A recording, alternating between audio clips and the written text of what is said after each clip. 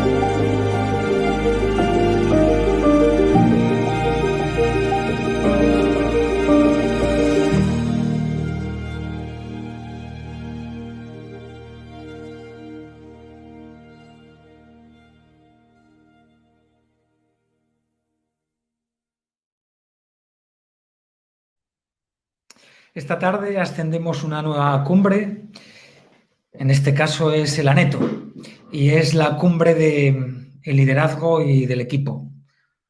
Es la cumbre de una de las claves o de los ejes más críticos, ¿no? Cuando hablamos de gestionar equipos, ¿no? De la farmacia hospitalaria. Es la cumbre de liderazgo transformacional, de la necesidad en tiempos de cambio, ¿no? Y en tiempos cada vez más dinámicos de nuevos roles y nuevas actitudes, de nuevas competencias profesionales. Es la base para pasar de trabajar en grupo a empezar a trabajar en equipo. Y, por último, es la base y la oportunidad para enfocar nuestra visión, ¿no? Desde el liderazgo al trabajo transversal y multidisciplinar. Y en este sentido, decía Maquiavelo que a tus errores te lleve tu ambición y no tu pereza.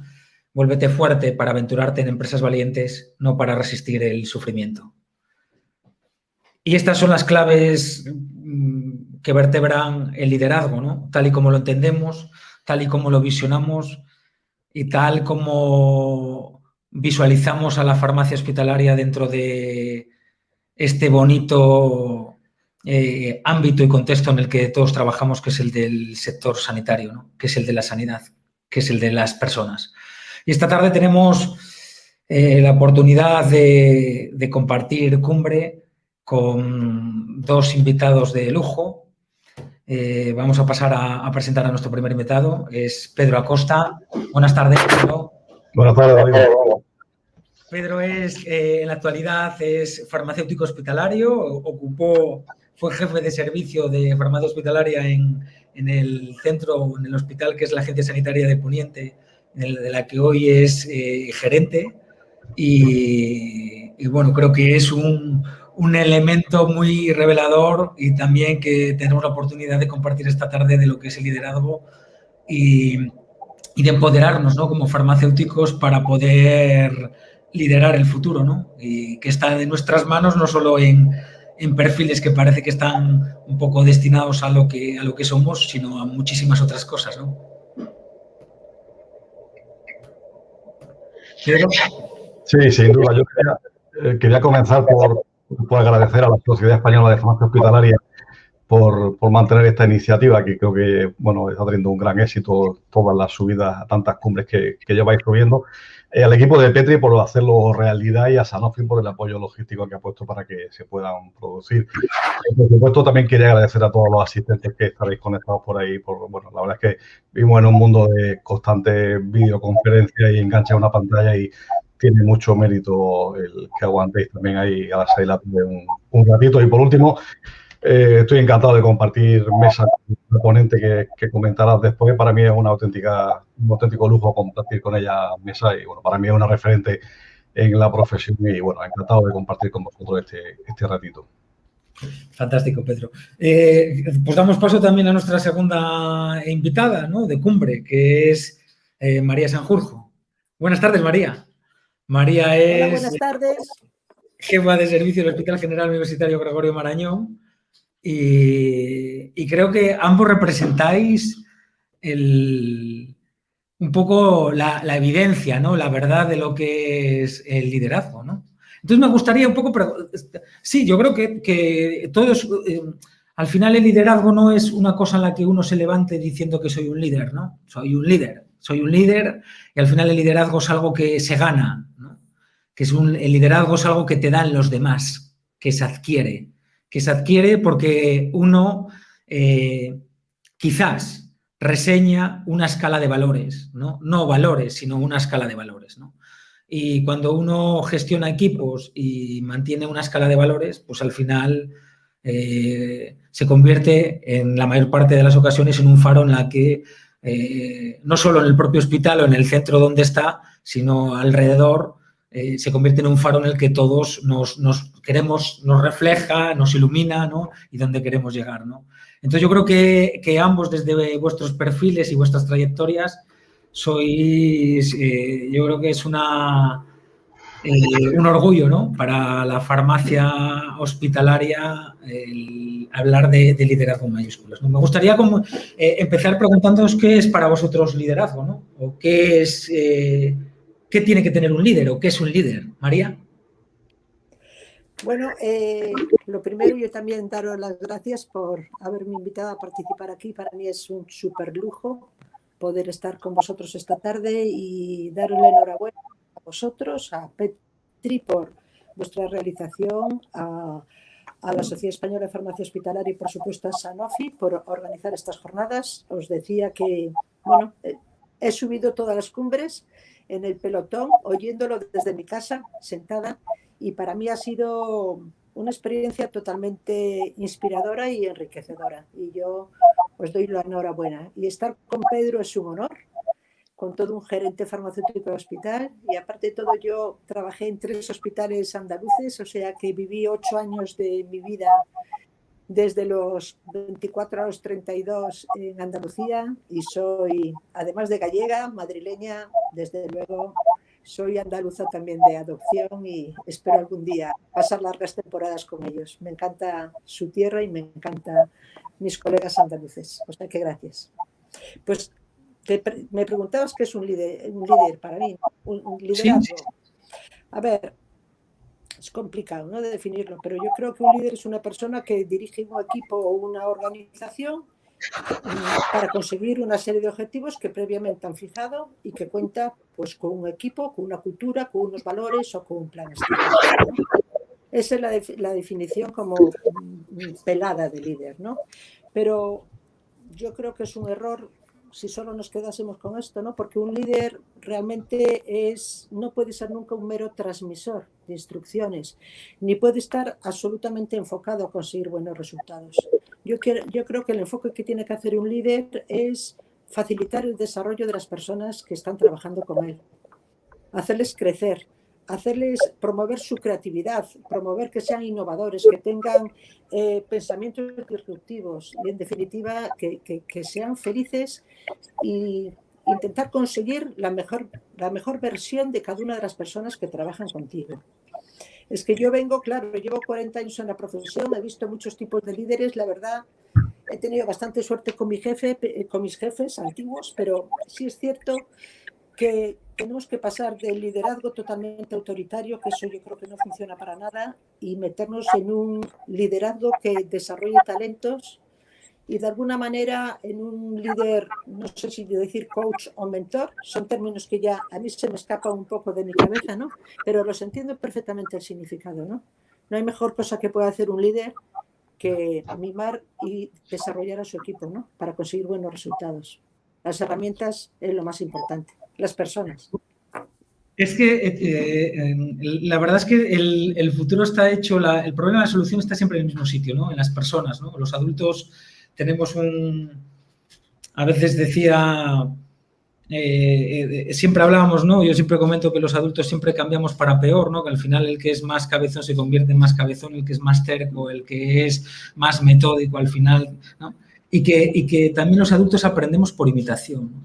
Y esta imitación de tener a alguien que es referente, es decir, a alguien que sonríe, ¿no? Es decir, frente a las adversidades hay cosas que dependen de nosotros, ¿no? O que tiene ciertos matices que son importantes, genera una escuela, ¿no? Una trayectoria que creo que esta frase de conseguir la mejor versión de uno mismo es un titular fantástico, fantástico. Pedro, tú ahora desde el punto de vista de haber vivido ese rol desde la farmacia hospitalaria y ahora vivir el rol desde la gerencia de un hospital y la gerencia de un hospital en este contexto y en esta época en la que te está tocando, nos está tocando a todos vivir, ¿no? Esta incertidumbre, ¿no? Esta situación de ya de un año ya y un par de meses de pandemia. O sea, ¿tú cómo ves el ejercicio de ese liderazgo, ¿no? Es decir, cuando vienes de la jefatura o de la farmacia hospitalaria y subes, ¿no? Y te referencias. Y a mí creo que después me gustaría que tocásemos este tema, ¿no? El tema de por qué cuando vemos un rol como Pedro, un compañero, una compañera que es farmacéutica hospitalaria en puestos de alta dirección, ¿no? Parece que nos extraña y cuando vemos a, no sé, pues a un internista o un cardiólogo de director médico o vemos a un preventivista de gerente de un hospital, parece que es lo más obvio, lo más normal. Cuando somos profesionales que tenemos una visión transversal, que sabemos gestionar, que nuestro tema es la gestión, los equipos, la gestión, ¿no? Es decir, me gustaría, ¿cómo entiendes tú el liderazgo, Pedro, desde como ahora que estás en una atalaya, que tienes una visión muchísimo más holística y muchísimos más problemas, entiendo, ¿no? Y también más capacidad de poder generar soluciones. ¿Cómo va eso del liderazgo ahí?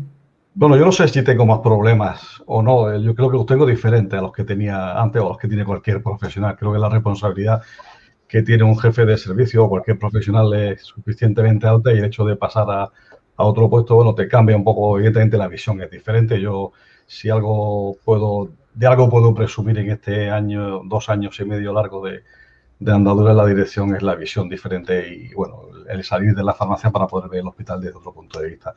En cualquier caso, el liderazgo, yo creo que yo soy muy poco teórico en todo el tema de liderazgo de equipo.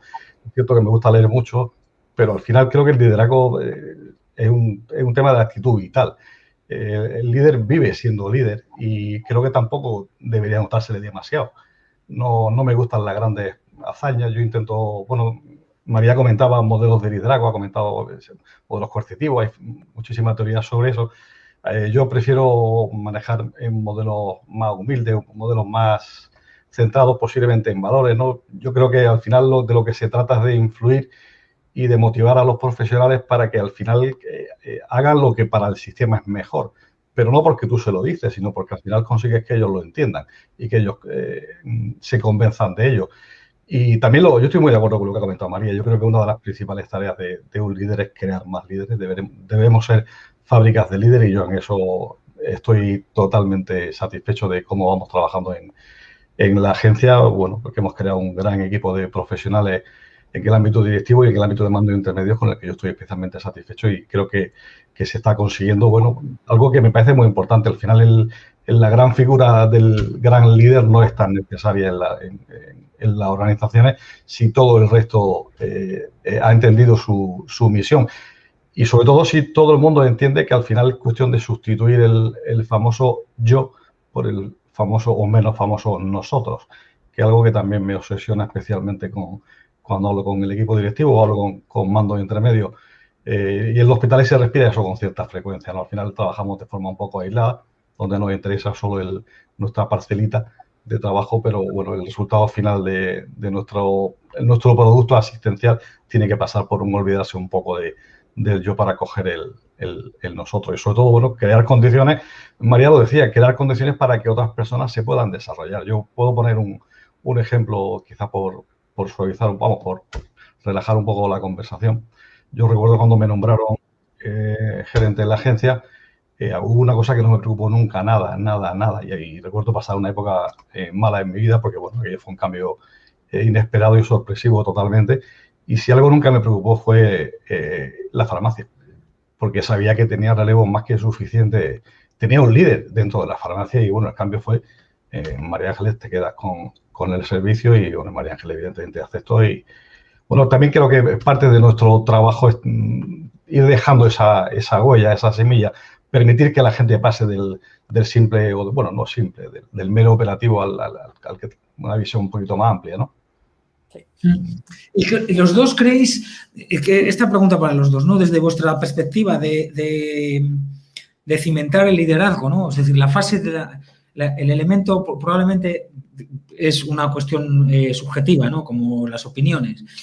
Yo creo que hay un elemento que es un talón de Aquiles que tenemos dentro del sistema sanitario, que es la comunicación, ¿no? Es decir, comunicamos mal, somos incapaces de comunicarnos de forma interna y comunicarnos hacia afuera, y eso tiene que ver también con el liderazgo. Y en este tiempo, ¿no? En estos tiempos convulsos lo estamos viendo, ¿no? Es decir, cómo el liderazgo, fortalecer el liderazgo de nuestro sector, ¿no? Estamos viendo cómo estamos cogiendo cuota, ¿no? Y cómo la Sociedad Española de Farmacia Hospitalaria, pues sale en prime time en los telediarios dando indicaciones de lo que representa el contexto en relación a temas como las vacunas, ¿no? Y vamos educando y comunicando, ¿no? Pero en esa parte también la visión y la perspectiva de los dos, ¿no? De esta trayectoria que comentaba también María, de esta visión tan de evolución de la farmacia hospitalaria, me gustaría un poco que compartieseis con todos nosotros el relato de, ¿creéis que antes, es decir, esas formas de liderazgo, es decir, que si el sector sanitario es un buen sitio, ¿no? Es un sitio idóneo o un sitio favorable para poder sembrar la gestión del talento, para poder sembrar esto del liderazgo, ¿no? ¿O creéis que antes, cómo veis esta evolución? María. Bueno, yo creo que es un sitio estupendo para generar talento, ¿no? Para desarrollarlo. A ver, yo tengo claro lo que no debe ser, ¿no? Un jefe no tiene por qué saber de todo, ni debe. Disparate, sobre todo en una profesión como la nuestra, tan generalista, ¿no? Y tan gestora, logística, clínica, ¿no? En segundo lugar, un jefe no tiene todavía el don de la ubicuidad, no puede estar en más de un sitio a la vez. Y muchas veces con liderazgos únicos y muy autoritarios nos comportamos totalmente como cuellos de botella, porque todo el mundo está esperando a que el jefe al final decida, y me parece un horror. Y luego, en tercer lugar, el liderazgo no lo puedes imponer, lo decías tú al principio, ¿no? Te lo tiene que reconocer, ¿no? La gente que trabaja contigo, ¿no? De la misma manera que tú les tienes que cuidar a ellos, ¿no? Entonces, venimos de un liderazgo. Yo empecé en farmacia hospitalaria de residente en enero de 1980 y antes era un liderazgo totalmente. Las organizaciones eran muy verticales, muy rígidas, muy jerarquizadas. La estructura era jefe de servicio, jefes de sección adjuntos. Era muy difícil desarrollarse profesionalmente porque, bueno, tenías X jefes de sección y luego sacaron la carrera profesional, que es una cosa bastante pobre. En el sentido, sí que se considera eso un desarrollo profesional, ¿no? Entonces, yo creo que el liderazgo no puede ser una persona sola, que el liderazgo siempre tiene que ser compartido. Tenemos que tener, no puede ser un jefe y todo el mundo siguiendo al jefe, eso es un horror. Tampoco puede ser toda la gente del servicio líderes, porque eso sería, yo creo que una merienda de negros, pero sí que tenemos que buscar líderes en todos los niveles de la organización. Y tenemos que saber delegar en ellos y tenemos que darles cierta autonomía suficiente para que ellos puedan tomar sus decisiones, y eso a veces nos cuesta, ¿no? Evidentemente con un control. Pero bueno, creo que es un sitio estupendo para desarrollarse profesionalmente. Y creo, como decía hasta antes Pedro, que los jefes de servicio tenemos la obligación de formar a nuestra gente en liderazgo. Luego, si queréis, os pongo ejemplos, pero luego. Sí, que me gustaría, porque creo que es importante que todo, es decir, es la mejor forma de entenderlo es con una visión más, ¿no?, práctica, por decirlo de alguna manera. ¿Pedro?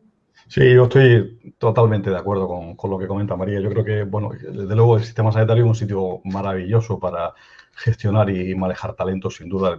La simple cualificación de la gente que lo integra ya lo hace atractivo para eso. Y evidentemente la comunicación, bueno, esta mañana precisamente yo hablaba con alguien del equipo directivo y casi siempre acabamos hablando de comunicación. Cuando surge un problema en el hospital, al final, casi todo lo que sucede son pruebas personales y casi todo se soluciona con comunicación, ¿no?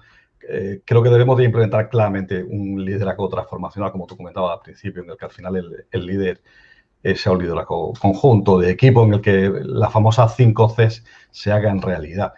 Y sí, bueno, importantes son todas, pero luego para mí el papel de la comunicación y, por supuesto, de la confianza. Sin confianza, luego, desde luego, el equipo no puede funcionar.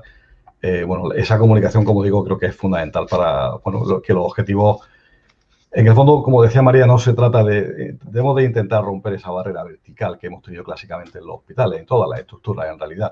Todavía queda estructura jerárquica en los hospitales, todavía hay cierta tendencia a la verticalidad que poco a poco vamos rompiendo. El sistema se ha hecho con muchísimos años y tenemos que deshacerlo con muchos años.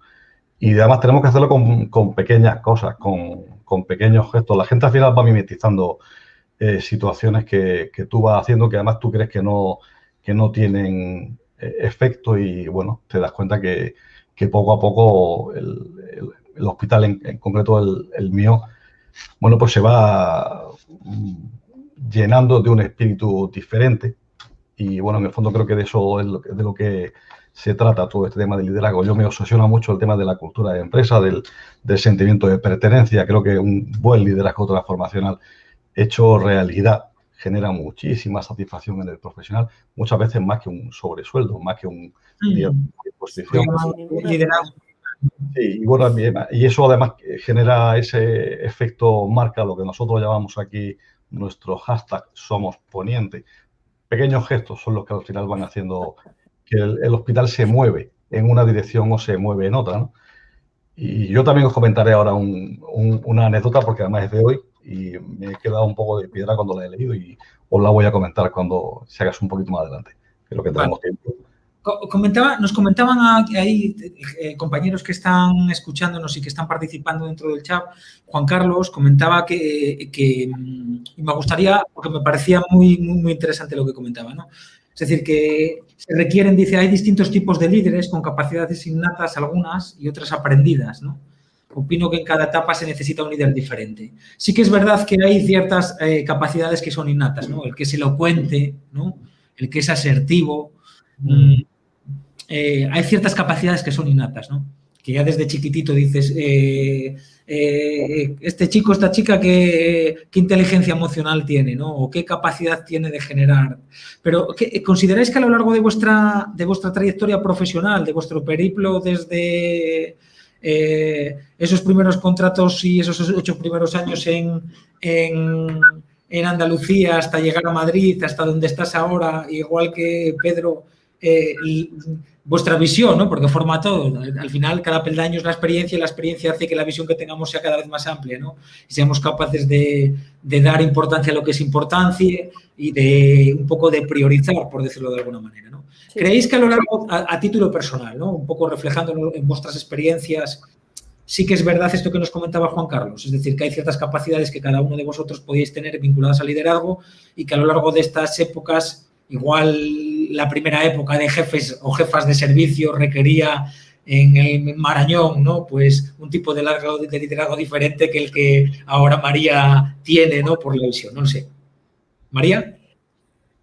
A ver, yo creo que el liderazgo vamos evolucionando como vamos evolucionando en general profesionalmente y como personas, ¿no?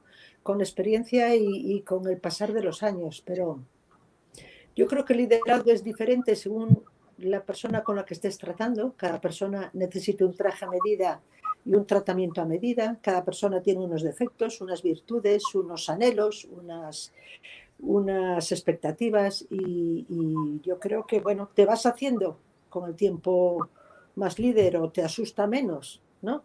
Ser líder, pero yo creo que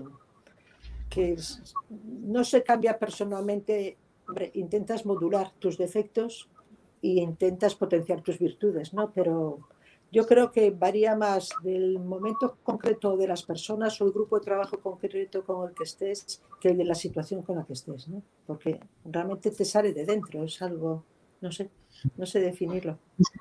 Sí, pero me parece como frente a este input que nos venía, me parece también una parte de reflejar. Al final uno tiene como un hilo conductor, ¿no? Que le persigue una forma de ser y una forma de enfocar, ¿no? El que juega a ganar siempre, ¿no? Es decir, a ganar, cuando digo a ganar, es a jugar en equipo, ¿no?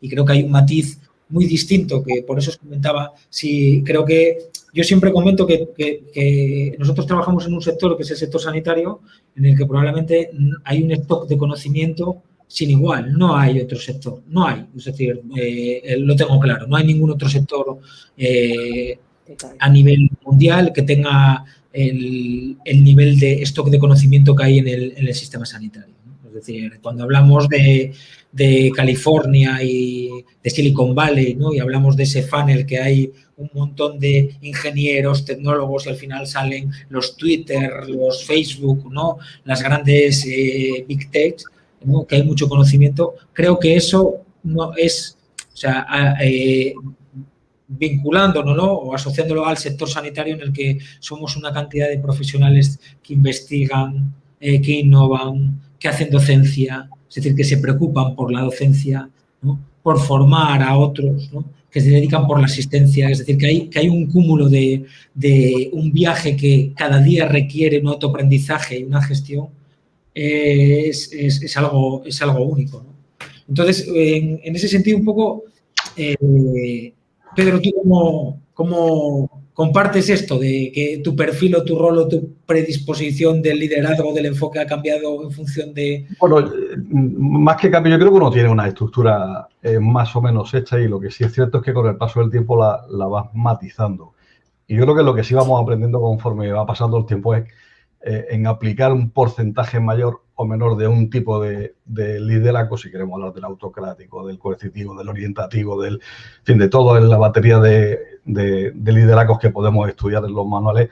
Bueno, al final creo que con la experiencia lo que sí vas consiguiendo es saber qué porcentaje de cada uno de ellos, porque creo que siempre utilizamos de alguna u otra manera todos los modelos y en cada momento precisamos, sobre todo porque la persona que tenemos enfrente es diferente, precisamos de utilizar mayor o menor porcentaje de uno u otro. En realidad lo decía María exactamente así. Yo creo que lo que ganamos realmente es esa experiencia, la estructura, el árbol está plantado desde pequeñito y yo creo que valores con los que uno comulga de honestidad, de ejemplaridad, de humildad, de transparencia, creo que, bueno, eso los tienes siempre y dentro de tu evolución podrás modular pequeñas cosas que te ayudarán a resolver problemas puntuales en determinados momentos de tu vida profesional, ¿no?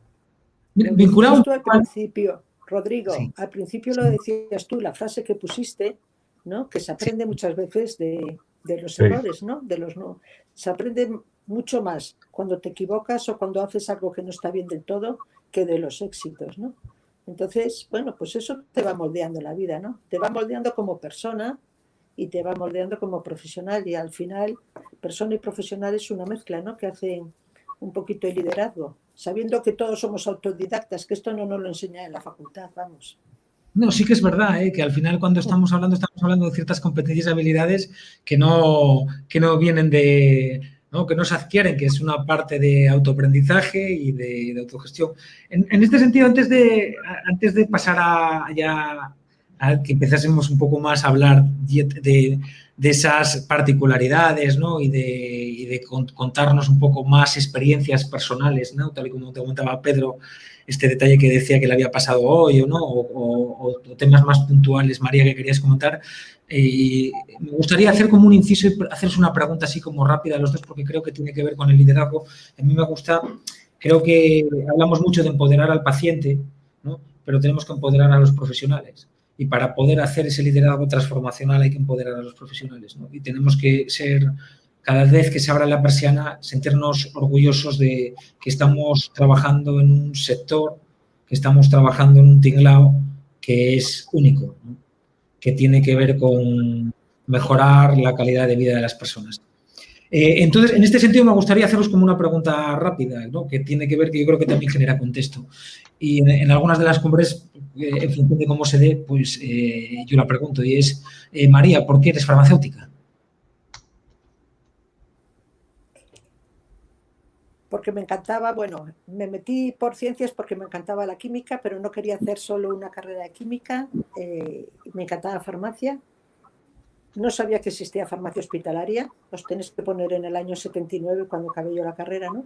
Y yo realmente pensaba ir a micro, y cuando aprobé el FIR, por motivos personales de enfermedad de mi padre, me tuve que quedar a vivir en La Coruña, y lo único que me quedaba era farmacia hospitalaria, y ahí entré. Pensando, soy hija militar, pues pensé que sería algo parecido a la farmacia de militares. Fíjate tú qué bien encaminada iba yo, ¿no?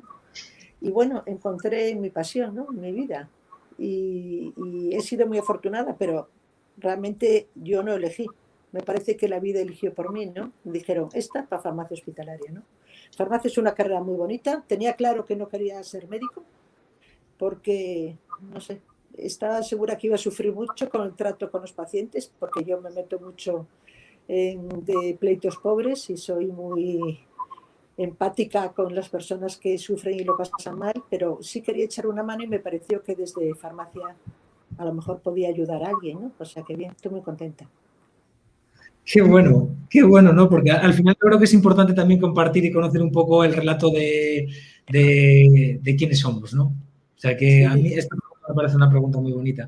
Pedro, ¿por qué eres farmacéutico? Sí, pues lo mío yo creo que es todavía más sencillo. Yo tenía claro también como María que a mí me gustaba la parte científica, la parte química, la parte biológica, pero claro, yo tengo a mi padre farmacéutico, a mi abuelo era farmacéutico, yo he vivido prácticamente de niño en una farmacia, yo he correteado por una farmacia, una oficina de farmacia de las antiguas, de las que todavía olían a ungüentos desde que soy pequeñito.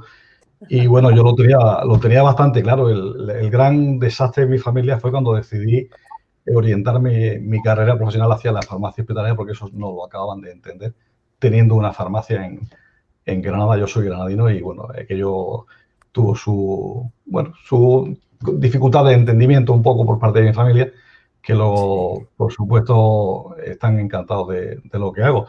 Y bueno, residente aquí mismo en Almería, yo ya me vine a Almería, yo soy almeriense, llevo casi más tiempo, yo creo que sí, que llevo ya más años en Almería que en Granada y bueno, prácticamente en mitad de la residencia yo ya empecé a notar que me atraía también mucho el mundo de la gestión, yo fui un residente atípico, cuando la gente iba siempre a hacer cursos de farmacocinética a Salamanca o cursos de información de medicamentos, bueno, lo clásico que todos hacíamos, yo sí me iba a la Escuela Nacional de Sanidad y hacía cosas de gestión sanitaria. Yo ya apuntaba, bueno, quizá lo que ahora desempeño, ¿no? Y en ese sentido, a colación de esto, que me parece que también es muy interesante, ¿no? Muy interesante que detrás de este espacio de conversación, ¿no? De diálogo pausado, ¿no? En estos momentos de tanta velocidad, ¿no? Y tanto ruido, encontrar estos espacios es como un poco una belleza, ¿no? Me gustaría también tener un poco la visión a colación de lo que estabas comentando, Pedro, ¿no? De que hagamos también una perspectiva, ¿no? O ver cuál es vuestra visión del liderazgo, ¿no? Y del perfil de nuestro como farmacéuticos hospitalarios en otros roles que no están en un principio, ¿no? Parece que asociados para nosotros, ¿no? Es decir, como puede ser el de gerente. Yo no sé si, Pedro, hay muchos gerentes en España que sean farmacéuticos hospitalarios de un hospital como el tuyo, ¿no? Es decir, sí que hay compañeros que son subdirectores o sí que vemos directores o subdirectores generales de farmacia o parece que está como mucho más asociado, pero que hay otras posiciones en las que tenemos que buscar nuestro espacio, ¿no? Porque el liderazgo es eso, porque tenemos mucho que decir, porque tenemos mucho que aportar, ¿no? Porque tenemos mucho que transferir. Entonces me gustaría ver un poco, tener también la visión desde ese punto de liderazgo como farmacéuticos hospitalarios y luego representa la farmacia hospitalaria más allá de la farmacia, ¿no? Sí, bueno, yo creo que, lo comentábamos al principio, creo que no hay mucho, creo que no hay ninguno en realidad en España. Igual algún asistente nos puede corregir y yo me encantaría saberlo, pero creo que no hay al menos no hay muchos farmacéuticos hospitalarios dirigiendo hospitales. Yo creo que tiene más que ver con el modelo asistencial clásico. Bueno, los hospitales al final son grandes núcleos de enfermeras y de médicos, donde cualquier elemento extraño que acceda a la dirección resulta extraño, valga la redundancia. Yo recuerdo perfectamente el día que me nombraron. Yo volvía de una reunión muy importante al servicio de Francia a comunicar lo que había pasado y oía voces por el pasillo, y esto hay gente que sé que está conectada aquí del hospital y no lo sabe, y yo oía voces diciendo: Dios mío, han nombrado gerente al boticario del hospital. Y la gente iba como asustada: Dios mío, ¿qué va a pasar? Dice: pero si este hombre... Bueno, la gran ventaja en este sentido, bueno, este hospital es mi casa, es mi segunda casa, llevo aquí 20 años, y bueno, quizá esa dificultad que podías encontrar en el mundo clásico de la gestión, que está dominado por médicos y por enfermeros, yo aquí lo tenía un poco ganado, porque en realidad yo entraba a dirigir a mi hospital, donde tenía cierto reconocimiento, quizá tenga menos, porque aquello del gerente siempre está un poco en entredicho, pero yo jugaba un poco con ventaja porque jugaba en casa, ¿no? Pero sí es cierto que es un modelo que yo creo que debemos de romper. Yo creo que, y no me duele decirlo claramente, creo que hay muy pocos profesionales sanitarios con la preparación tan amplia que puede tener un farmacéutico de hospital como para dirigir un hospital. Y lo dice uno que lo ha hecho, y lo ha hecho con muchísimo miedo. Yo he pasado auténtico pánico. Aquí te sueltan en un despacho y te llaman de consejería y te sueltan un lío, y bueno, tienes que empezar a montar un equipo. Vuelvo a la palabra mágica: esto sin equipo no funciona. Pero bueno, tienes que deshacer mucho mito que realmente tenemos en los hospitales, ¿no? La vida es de romper paradigmas, ¿no? Es decir, la gente no sabe lo que quiere hasta que se lo enseñas. Y creo que, María, ¿qué tenemos que comentarle? Es decir, ¿cuál es nuestro espacio? Vamos a decirlo suave, pero no por suave que no sea con fortaleza, ¿no? Y con fuerza. Pero no te entendí la pregunta. Quiero decir que desde el punto de vista, ¿cómo ves tú lo que comentaba Pedro, ¿no? Es decir, el que ocupemos, es decir, el que sea una anécdota, ¿no? O que sea una noticia totalmente. Que hay, ¿no? Es decir, ¿cómo visionas tú? Yo creo que hay un modelo hospitalario, siempre comentamos que la forma en la que prestamos los servicios asistenciales no difiere a cómo se hacía hace varias décadas. Y que pusiésemos varias generaciones. Sí, estaba pensando lo que dijo Pedro y no había atendido a tu pregunta. Estoy totalmente de acuerdo con Pedro, ¿no? Un farmacéutico tiene la visión logística, la visión gestora, muy importante. Manejamos la cuarta parte del presupuesto hospitalario y estamos muy acostumbrados a medir resultados, a controlar, a ser muy sistemáticos. Y luego tenemos la parte clínica, o sea que además somos, lo que decíamos al principio, generalistas, ¿no? Entonces yo creo que un farmacéutico de hospital, bueno, yo siempre digo a mis gerentes, te lo digo a ti, Pedro, por si algún día eres gerente mío, ¿no? Pon un farmacéutico de hospital en tu vida y serás más feliz, ¿no? Yo creo que valemos un poco para todo, ¿no? Yo en nuestro hospital, mira, yo soy patrona del patronato de la Fundación de Investigación del Hospital, soy boticaria, no sé si estoy por la cuota femenina más bien que como perfil investigador, ¿no? Pero también soy la presidenta de la Unidad Funcional de Gestión de Riesgos y estamos metidos por todo el hospital, los farmacéuticos. Entonces, yo creo que tenemos una visión muy amplia del hospital, tenemos una formación muy potente, totalmente complementaria a la de los clínicos, porque tenemos otras asignaturas como son pues la galénica, la farmacogenética, la farmacocinética, ¿no? Y yo creo que aportamos mucho valor añadido, estemos donde estemos, ¿no? Pero por nuestro bagaje. Yo creo que sí, que un farmacéutico puede asumir perfectamente el rol hospitalario que le asignen y lo hará seguramente con éxito, ¿no? Creo que es importante también evidenciar esto, ¿no? Porque a veces es eso, que cada vez estamos cogiendo muchísimo más peso en comisiones, en el ministerio, es decir, cada vez tenemos más relevancia mayor, cada vez yo creo que se verbaliza socialmente lo que representa la farmacia hospitalaria y el rol de la farmacia hospitalaria, igual que comentabas tú que en tus inicios, pues al final la vida es un poco de azar y un poco de azar, ¿no? Es decir, es una mezcla de dos cosas mismo, ¿no? Y cómo comentabas cómo era la visión de lo que entendías tú de la farmacia hospitalaria por tu experiencia, ¿no? Pero creo que también es bueno que hasta ahora, incluso, ¿no? De cara al liderazgo social, ¿no? Al liderazgo ya no solo interno, ¿no? Sino que me gustaría que un poco reflejaseis esos ejemplos, ¿no? O esas anécdotas que queríais comentar cada uno de vosotros, pero me gustaría también que hablásemos un poco de liderazgo hacia afuera, ¿no? De liderazgo que tenemos como farmacéuticos hospitalarios, ¿no? O como gerentes de cara a la sociedad, ¿no? Es decir, creo que es una realidad. Probablemente antes de la pandemia, si saliésemos, hiciésemos una encuesta y entrevistásemos a la ciudadanía y dijésemos que yo soy farmacéutico hospitalario y que si saben quién soy y yo lo que hago, probablemente de cada 100, 99 no lo supiesen, ¿no? Y ahora estamos evidenciando el valor, ¿no? El valor ya no solo con el medicamento, sino el valor en la transferencia, el valor en los resultados de salud, el valor en la calidad, el valor en la coordinación asistencial, en el trabajo en equipos asistenciales, en estar, como evidenciaba María, ¿no?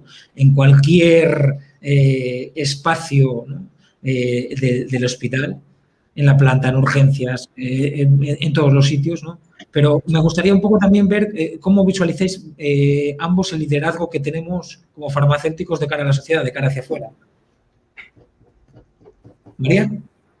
Pues a ver, yo creo que afortunadamente solemos aprovechar bien las oportunidades, los farmacéuticos de hospital, y somos una profesión muy cohesionada en torno a la Sociedad Española de Farmacia Hospitalaria, ¿no? Y yo creo que la puerta y el aire fresco que nos dio la desgraciada pandemia de la COVID que estamos viviendo, pues nos abrió un camino importantísimo para hacernos visibles y para darnos valor y para integrarnos en los equipos. En todos los equipos de crisis de los hospitales que yo conozco por la pandemia estaban en un puesto relevante importantísimo los farmacéuticos de hospital. Hemos aprendido, bueno, con todos los clínicos del hospital a salir al domicilio del paciente, con las teleconsultas, con la telefarmacia, con el seguimiento telefónico.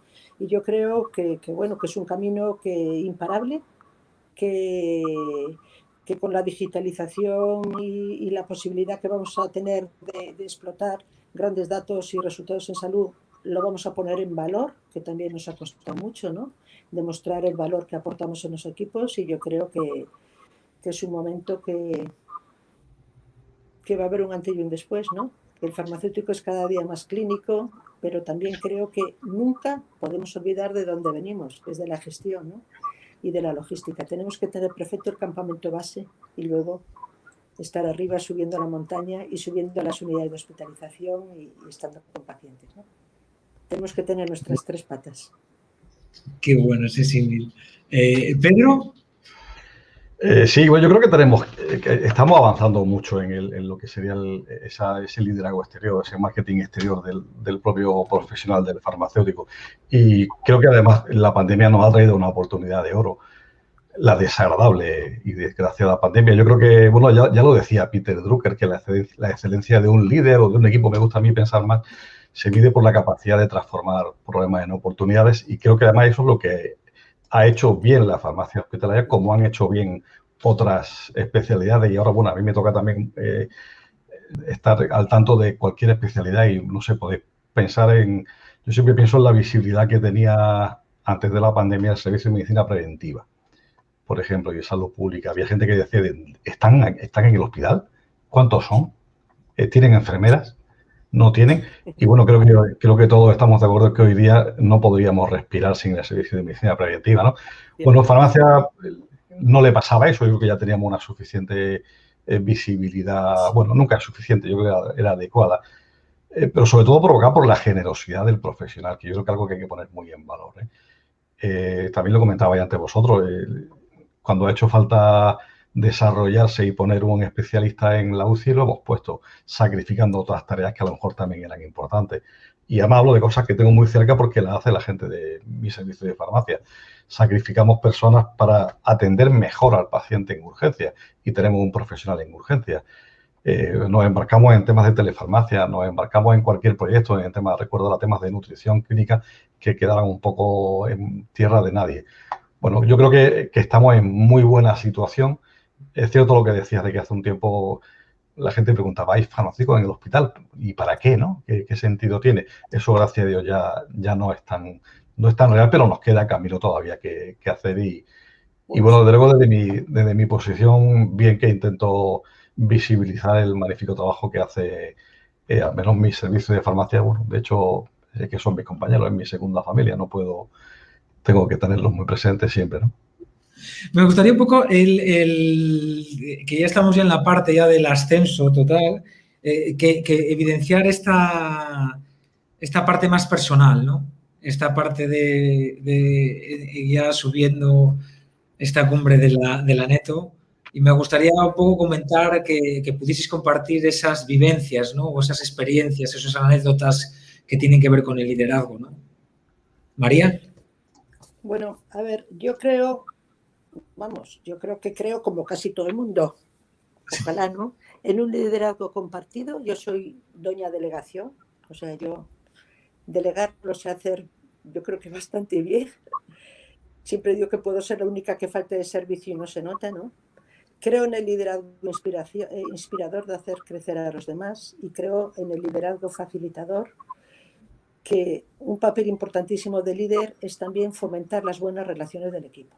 Estar al quite si hay conflictos. Nos gustan muchísimo y son maravillosos los equipos con perfiles diferentes porque enriquecen el equipo, pero eso a la vez, de vez en cuando, puede generar conflictos, y yo creo que un líder también tiene que estar pues para resolver estos conflictos sobre la marcha, que no lleguen a más, y sobre todo en entornos de trabajo complejos, dinámicos como son los nuestros, ¿no?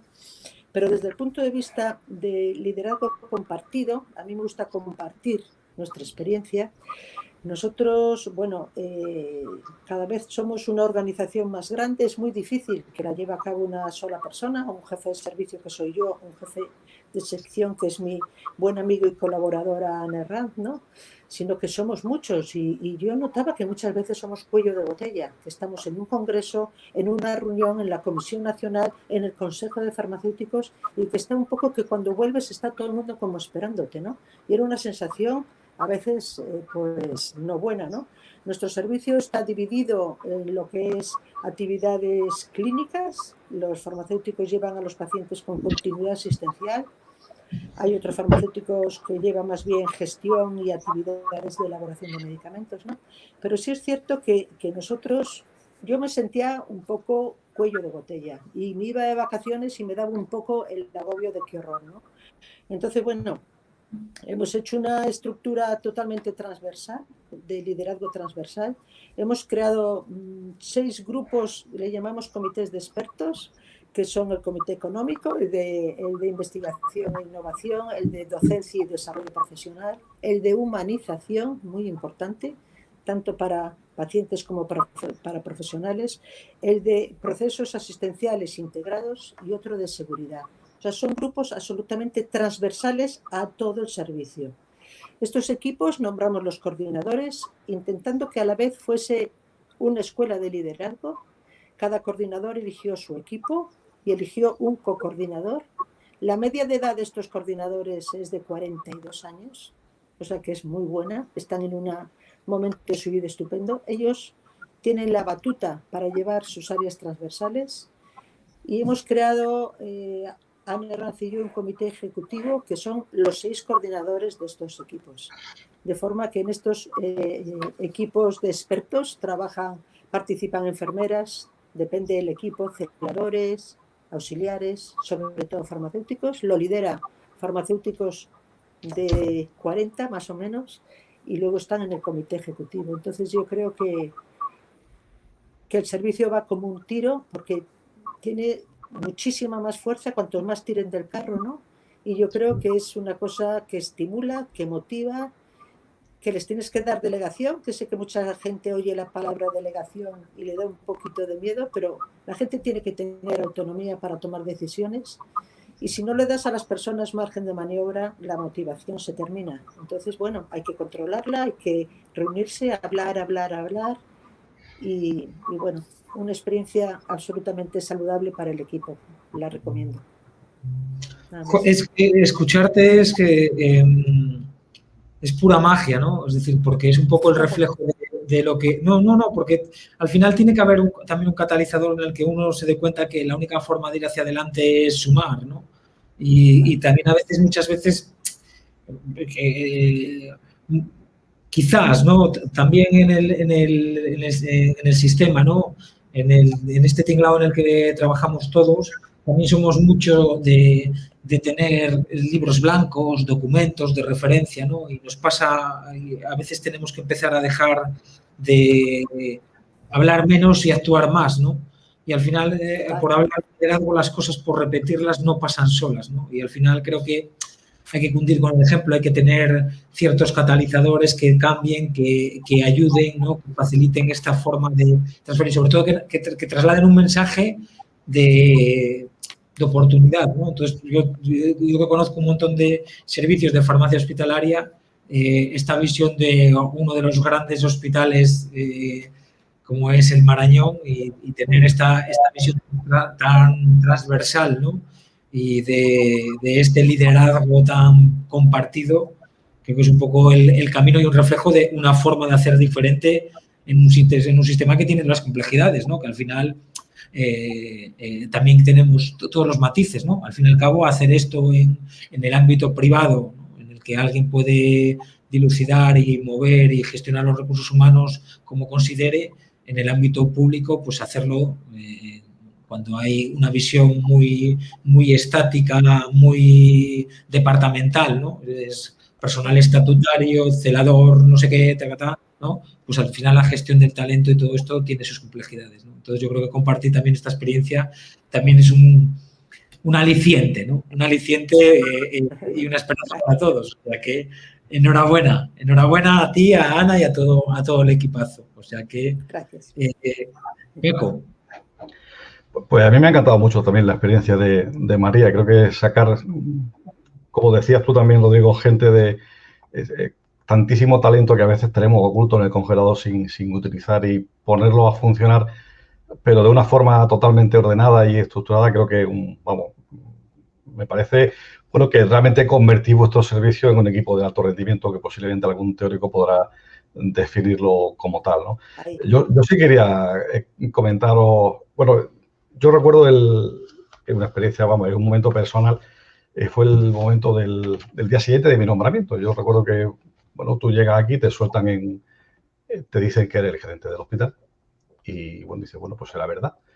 Y entonces convoca a todo el equipo directivo, el equipo de mando y intermedio y, bueno, intentas transmitir algo. Yo recuerdo que aquel día, que fue un día más que complicado para mí, yo les conté lo de las 5 Cs, que es una cosa que siempre llevo. Yo soy un obseso del trabajo en equipo, me obsesiona, yo creo que incluso en demasía, pero bueno, les conté lo de las 5 C famosas y bueno, a raíz de las 5 C empezamos a trabajar en una forma de liderazgo diferente que incluso gran parte del equipo directivo, la directora de enfermería, por ejemplo, es una gran líder en el mundo de la humanización, por ejemplo. Pensamos que se puede hacer una gestión también y un liderazgo mucho más humanizado, ¿no? Donde la comunicación tiene mucho más peso, el respeto a la persona, esa empatía, lo comentaba antes, la honestidad, la ejemplaridad, la coherencia, la posibilidad de adaptarte al cambio. Bueno, y cuando uno ve que han pasado 2 años, como decía, 2 años y medio de eso, y hoy precisamente me han pasado, bueno, no a revisión, me han pasado un artículo que un compañero gestor de cuidados de enfermería va a llevar a un congreso de directivos de enfermería y me ha sorprendido ver que bueno, hace un artículo magnífico y ha hecho un resumen que yo no sé si sale de él o sale un poco de lo que el hospital le ha ido, que yo espero que sí, que en parte sea trabajo de todos, porque me veo reflejado. Él en el apartado, y prácticamente que lo estoy leyendo en la pantalla porque me ha sorprendido mucho, él habla de cosas que hemos hablado siempre en el equipo directivo, reconocer públicamente la incertidumbre, enfocar la búsqueda siempre, indicar prioridades, delegar con autoridad, crear un entorno de empoderamiento, acortar ciclos de retroalimentación, cosas que yo recuerdo haber comentado incluso en reuniones de equipo directivo y comandos intermedios, ¿no? las decisiones son fácilmente cambiables. Hoy puede ser blanco y mañana nos puede interesar que sea negro y no pasa nada. Podemos equivocarnos perfectamente y debemos perdonarnos si nos equivocamos. Debemos de incluir a los pacientes y a las familias en todas las decisiones que tomamos, ¿no? Debemos cuidar a nuestra gente, también lo decía, no sé si María o Rodrigo. Y bueno, lo mejor de todo quizá la ejemplaridad, estar siempre ahí, ¿no? Y la pandemia nos ha hecho estar aquí siempre y dar siempre. Igual no tenemos respuesta para todo. Muchas veces mira hacia arriba y dice, a ver qué nos dice el director médico o qué nos dice la directora de enfermería o el gerente. Bueno, soluciones no tenemos para todo. Tenemos, como decía este que se ha hecho tan de moda, el de la película del New Amsterdam, creo que es, no, Max Goldwyn. Dice, bueno, ¿en qué puedo ayudarte? Yo sé que la estrella para el sistema sanitario eres tú.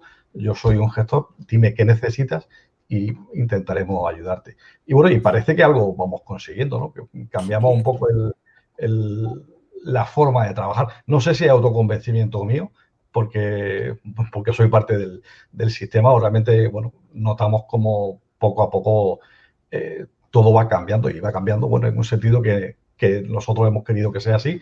No sabemos lo que durará. El mundo de las pequeñas cosas, ¿no? Al final, el mundo de confío en ti, estoy orgulloso de ti, tú qué piensas, cómo lo solucionarías tú. Bueno, de hablar mucho con la gente, mucha comunicación, que comentábamos antes, ¿no?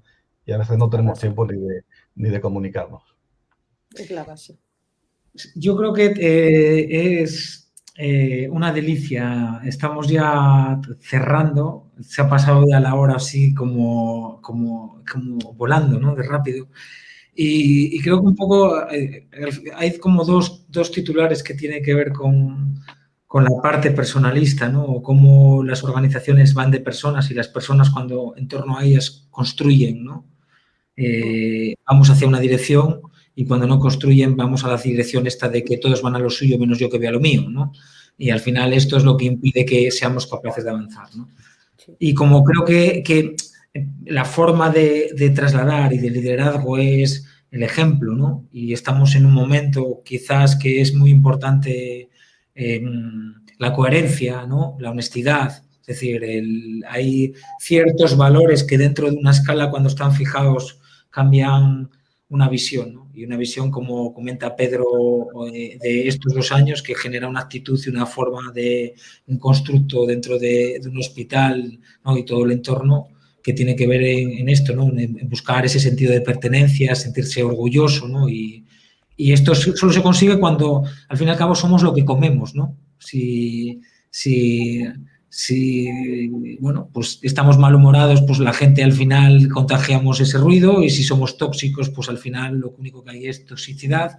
Si comunicamos de una forma enfocada o mal orientada, pues al final comunicaremos o no seremos capaces de resolver, y al final un poco esto lo que acabáis de manifestar en esta tarde, ¿no? Sí. Me gustaría acabar dando simplemente las gracias.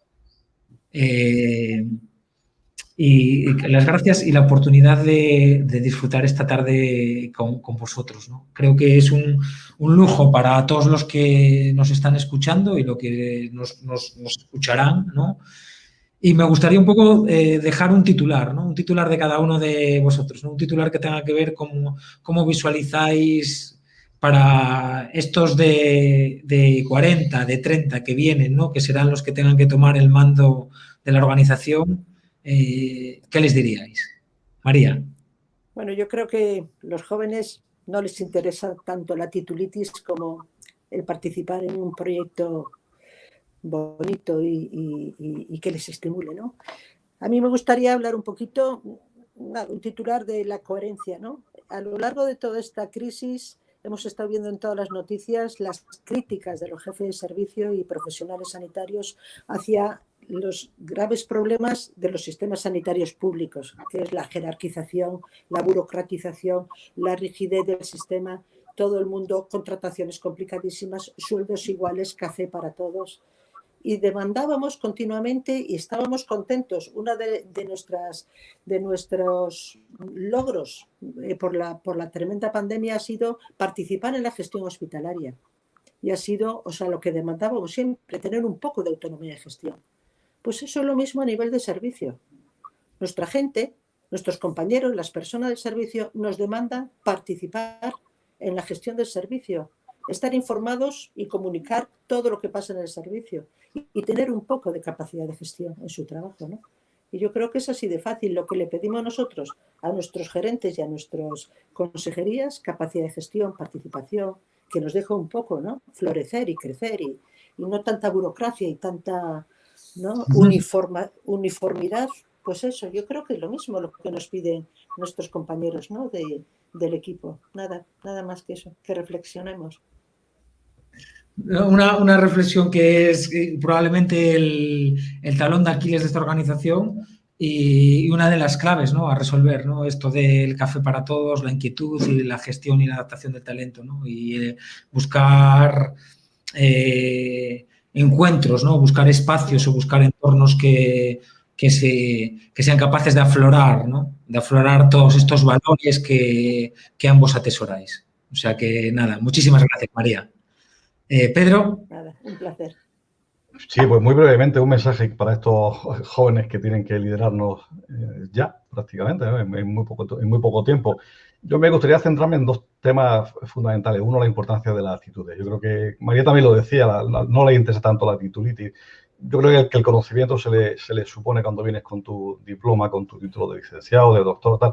Pero al final lo que mueve el mundo y lo que le da valor a lo que hace no es tanto el conocimiento de la habilidad, sino más bien la actitud. Y creo que en este momento que hablamos de liderazgo y de gestión de equipo, la actitud es fundamental. Luego quería dejar un mensaje que a mí me transmite mucho alguien del equipo directivo, y es que las emociones se contagian. Y también lo decía Rodrigo un momento en una reflexión previa, y no sabía hasta qué punto se contagian. Generalmente respondes en la misma medida o con la misma sintonía con la que se han dirigido a ti. Y es curioso cómo eres capaz de modular perfectamente tu respuesta en función de lo que ves. Son cosas muy sencillas y a veces nos perdemos en grandes tratados de patología, no sé qué, o de farmacognosia. Sí. Bueno, que está bien que tenemos que tenerlo, se nos supone porque somos profesionales, pero llega un momento en que debemos limar pequeñas cosas que tienen que ver más con actitud y más posiblemente con emociones. Pues lo dicho. Lo importante son las personas, Rodrigo. Tenemos que saber cuidarlas y desarrollarlas en lo personal y en lo profesional. Yo creo que la clave está en eso. Ya está. Es que es fácil. Yo creo que teniendo yo creo que teniendo el faro, ¿no?, o sea, teniendo el reflejo de compañeros de perfiles, ¿no?, es decir, de las experiencias y de los relatos personales que acabáis de compartir esta tarde con nosotros, creo que el camino será seguramente, sin lugar a dudas, muchísimo más fácil, ¿no? Porque habéis allanado el camino a muchos profesionales y abierto también una visión, ¿no?, y una ampliación de miras, ¿no? Es decir, desde Pedro, de decir que podemos estar donde queramos estar, ¿no?, y que podemos hacer las cosas de otra manera. O sea que nada, muchísimas gracias a los dos. Muchísimas gracias. Gracias a ti, Rodrigo, por hacerlo tan fácil. Pedro, un placer volver a verte. Igualmente, un beso. Pues nada, damos las gracias a nuestros invitados de esta tarde y nada, os emplazamos a la próxima semana al siguiente ascenso de esta cumbre del Aneto, que tendremos la oportunidad de compartir con María Jesús Lamas, la directora de la Agencia Española del Medicamento, y con Cristina Aranda, consultora de estrategia y de inteligencia artificial y experta en gestión de equipos. Os esperamos la próxima semana. Hasta luego.